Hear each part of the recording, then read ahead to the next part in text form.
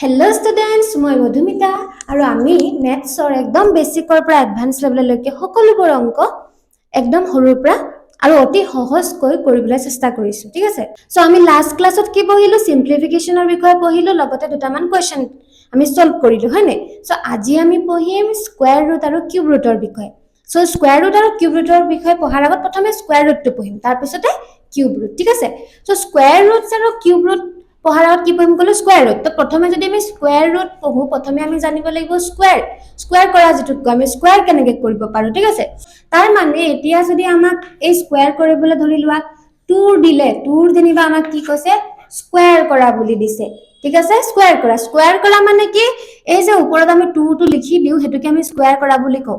তাৰ মানে কি বুজাইছে যে 2টো দুবাৰ পূৰণ হৈ আছে। বুজি পালা কি ক'লো? 2টো কি হৈছে? দুবাৰ পূৰণ হৈ আছে। তাৰ মানে 2ৰ স্কুৱেৰ মানে আমি কেনেকৈ লিখিম? 2 × 2 ইকুৱেল কিমান হৈ যাব? 4। বুজি পালা?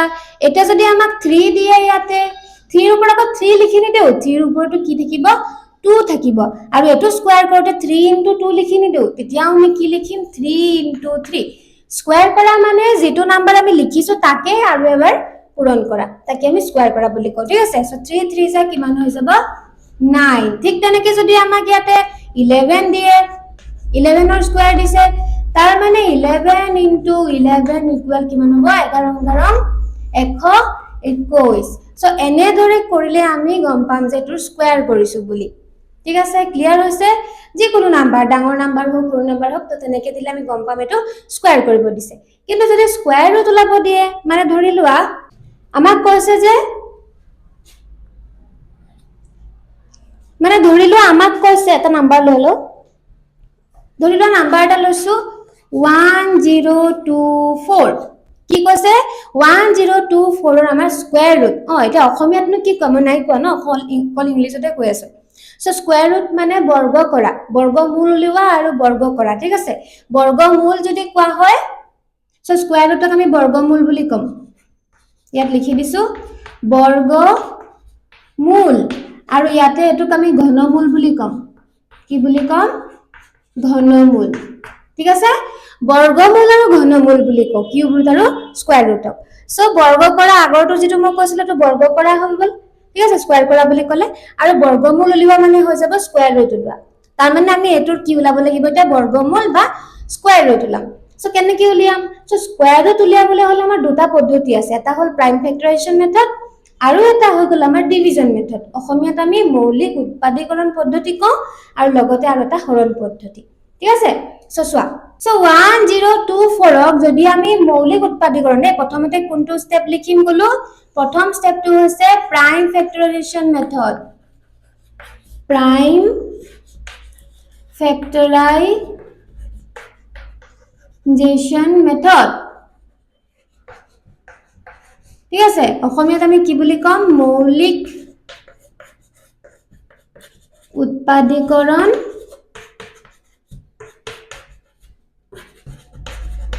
পদ্ধতি। মৌলিক উৎপাদীকৰণ পদ্ধতি। চ' এনেদৰে আমি কি কৰিব লাগিব? এই 1024ৰ আমি কি উলিয়াব লাগিব? স্কুৱেৰ ৰুট বা বৰ্গমূল উলিয়াব লাগিব, ঠিক আছে? এইটো এনেকৈ কৰি আমি চাইনটো দিওঁ। চ' এতিয়া কি হ'ব?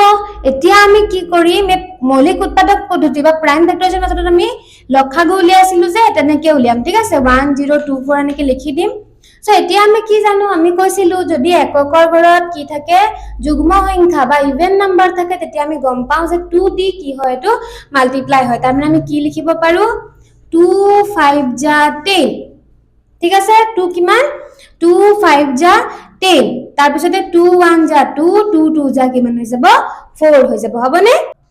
তাৰপিছত দেখিলো যে ইয়াতো দেখোন ইভেন নাম্বাৰ আছে, তাৰমানে এবাৰো 2 দি যাব। চ' 2 দি কৰা, 2 2 যা 4, 1 গুচি গ'ল, ইয়াতে 11 হ'ব। 11 হোৱাৰ লগে লগে হয়নে নহয়? কাৰণ আমি এনেকুৱা যেতিয়া নাম্বাৰ দেখো, যেতিয়া দেখিলো যে 5 টো তোৰ ঘৰত নাই, হয়নে? তেতিয়া আমি কি কৰিম? 5তকৈ সৰুটো ল'ম, আৰু সৰু কি আছে? 4 আছে। চ' 2 2 যা কিমান দিছো? ইয়াতে 4 দিছো। 4 দিয়াৰ লগে লগে কি হ'ব?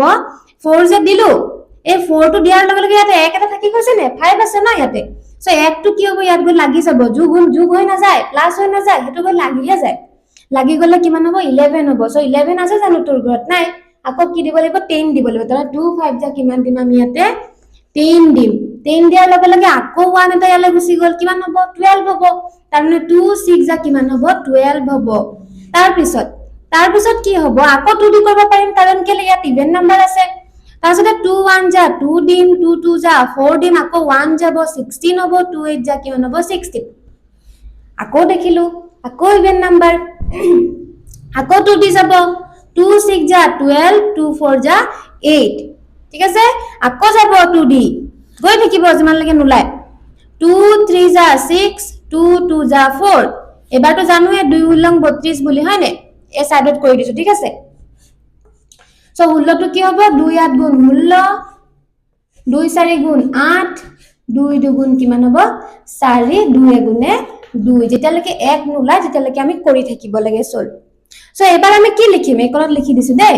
এবাৰ আমি কি লিখিম √1024 মানে স্কয়াৰ ৰুট অফ 1024 ইকুয়াল কিমান লিখিম আমি এটো এই গুটে খুপা আমি কি কৰিম এতিয়া মাল্টিপ্লাই কৰিম মানে 2 into 2 কেটা আছে 1 2 3 4 5 6 7 8 9 10 1 2 3 4 5 6 7 8 1 2 3 4 5 6 7 8 এটা আছে না 1 2 3 4 5 6 7 8 9 10 10 টা আছে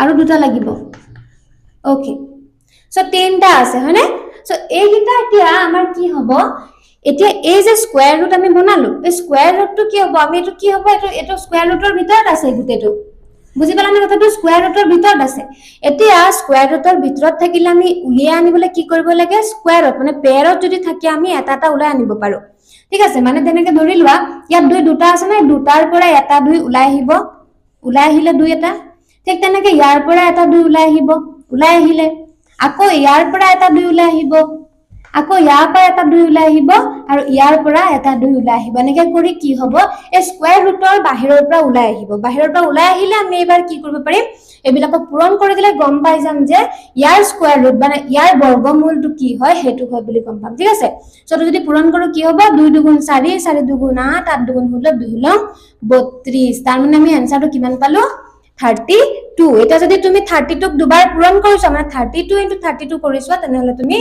এই নাম্বাৰটো পাই যাবা 1024 বুজি পালা সো এনেকে কৰি আমি মৌলিক উৎপাদীকৰণ পদ্ধতি বা প্ৰাইম ফেক্টৰাইজেশন মেথড কৰি পিনে আমি বৰ্গমূল বা স্কয়াৰ ৰুট উলিয়াব পাৰো ঠিক আছে ওকে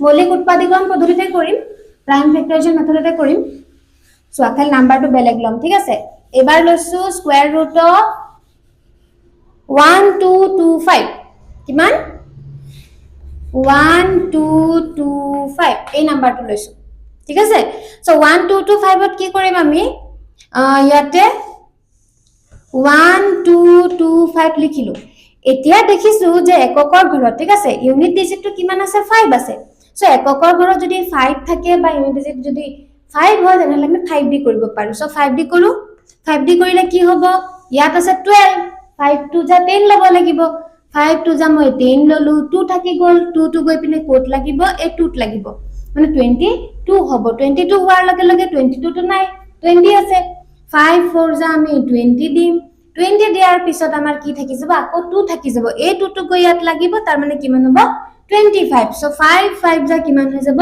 25 হ'ব আকৌ 5 আছে লাষ্টত আকৌ 5 দি কৰিম সো 5 দি কৰিলে 24 আছে আকৌ 20 লব লাগিব 5 4 যা 20 এবাৰ আমাৰ কি হল ইয়াতে 4 গুছি গল 45 হল 5 9 যা 45 এবাৰ দেখিলো 9 আছে এটা 9 টো 5 এ দিটো না যায় হয় নে হয় 3 দি যাব কিন্তু ইয়াতে সো 49 আছে আমি জানো 7 7 যা 49 বুলি সো আমি ডাইৰেক্ট লিখি দিব পাৰো 7 7 যা 49 তাৰ মানে আমাৰ কি হৈছে এইকিটা মাল্টিপ্লাই কৰিলে যিমান ওলাব হেতুই আমাৰ কি হৈ যাব স্কয়াৰ ৰুট অফ 1225 সো আমি এটা লিখি দিম স্কয়াৰ ৰুট অফ 1225 ইকুয়াল কিমান হ'ব স্কয়াৰ ৰুটৰ ভিতৰত লিখিম 5 * 5 * 7 * 7 এতিয়া এটোৰ পৰা আমি কি গম পালো এতিয়া দেখিলো যে 5 দুটাৰ পৰা এটা ওলাই আহিব 7 দুটাৰ পৰা এটা তাৰ মানে 5 ৰ পৰা এটা 5 ওলাই আহিলে আৰু 7 ৰ পৰা এটা 7 ওলাই আহিলে হৈ গ'ল এনসাৰ কিমান 5 7 যা